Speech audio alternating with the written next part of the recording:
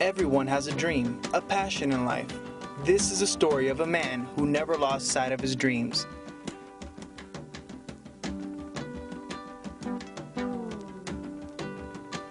Alberto was born in Montevideo, Uruguay in the year of 1947.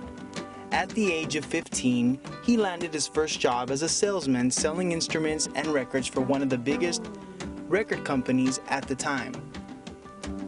The record company, known as the Palace of Music, was located in a large high-rise building with 12 floors in the center of the city, Montevideo. On the 9th floor, Alberto discovered that there was an FM station. His goal was to someday become an on-air radio personality. Alberto decided to take a course on professional radio and finished it. And so, in doing that, he no longer worked in sales, but instead, he became the artistic director of the company. Como parte de mi trabajo como director artístico del Palacio de la Música, teníamos la obligación una vez al mes de sacar a la calle producto discográfico. As the artistic director for the company, Alberto, with 2 other employees, had the responsibility of deciding what records to launch every month before putting the records to sale. They would meet with all the salespeople and would let them listen to certain parts of the record and explain to them what was the most important, strongest parts of each record so that they could market them. Alberto eventually came up with a different marketing plan for the company. It consisted of a pre-recorded show that was about a half-hour long promoting the events for that given month. That idea led to other programs that surfaced. Alberto from then on was hooked.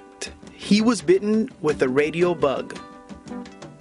He eventually left his current job as a director after being offered a position in a new radio station that was forming.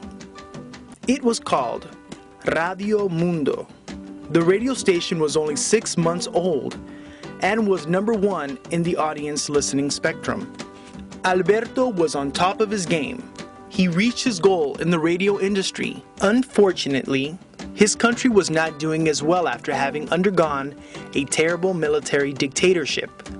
Uruguay was left so impoverished and abused that it was difficult to support his family.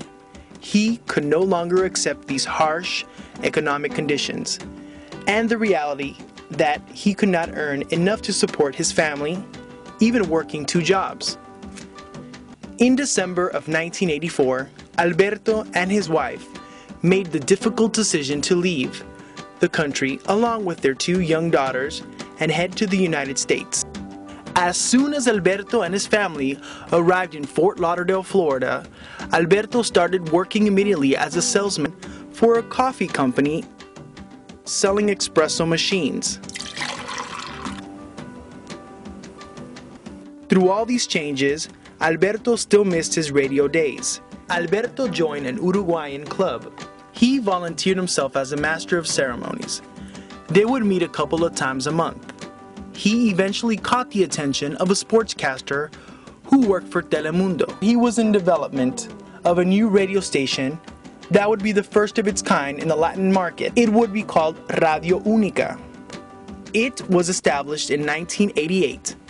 The radio station operated 8 hours daily, with Alberto's program lasting 4 hours. He was a commercial voice of the South American-style sports broadcast. Unfortunately, after 7 years of success, the radio was bought out by new owners and completely reconstructed for a different direction and audience.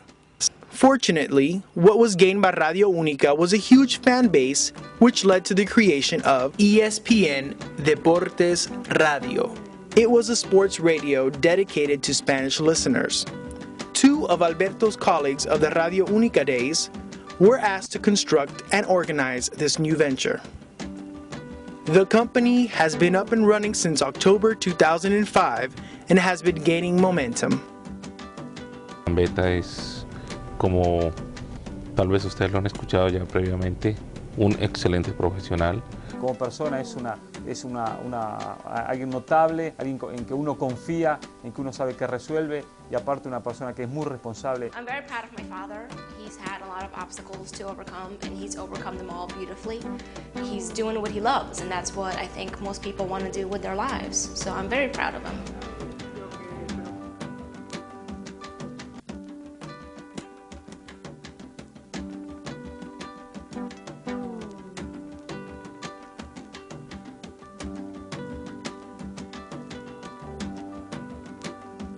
Y ahora estoy trabajando finalmente en ESPN, una gran empresa detrás de nuestro proyecto, y estamos con la posibilidad de hacer lo que nos gusta, el idioma español en los Estados Unidos, y haciendo historia en esto. Y la historia tiene que ver porque somos la primera cadena en español en transmitir las 24 horas al día, solamente en español, a través de todo el país, y en este caso deportes.